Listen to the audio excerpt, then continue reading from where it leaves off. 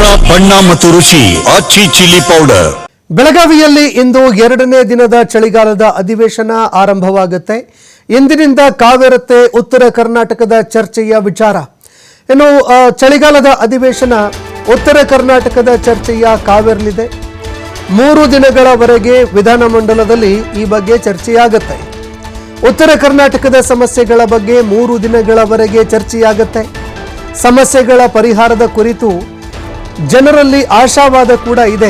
ಅಂದರೆ ಉತ್ತರ ಕರ್ನಾಟಕದ ಸಮಸ್ಯೆಗಳ ಬಗ್ಗೆ ಚರ್ಚೆಯಾಗುತ್ತೆ, ಸಮಸ್ಯೆಗಳಿಗೆ ಪರಿಹಾರ ಸಿಗುತ್ತೆ ಅಂತ ಉತ್ತರ ಕರ್ನಾಟಕದ ಜನರಲ್ಲಿ ಆಶಾವಾದ ಇದೆ. ಇನ್ನು ಚರ್ಚೆ ಬಗ್ಗೆ ಕಲಾಪ ಸಲಹಾ ಸಮಿತಿ ಸಭೆಯಲ್ಲಿ ನಿರ್ಧಾರ ಮಾಡಲಾಗಿದೆ. ಇವತ್ತಿನಿಂದ ಉತ್ತರ ಕರ್ನಾಟಕ ಭಾಗದ ಸಮಸ್ಯೆಗಳು, ಅದರ ಪರಿಹಾರದ ಬಗ್ಗೆ ಚರ್ಚೆ ಮಾಡೋದಕ್ಕೆ ಸಭೆಯಲ್ಲಿ ನಿರ್ಧಾರ ಮಾಡಲಾಗಿದೆ. ಎಂದಿನಿಂದ ಡಿಸೆಂಬರ್ 12ರವರೆಗೆ ಉತ್ತರ ಕರ್ನಾಟಕ ಬಗ್ಗೆ ಚರ್ಚೆ ಮಾಡಲಾಗುತ್ತೆ.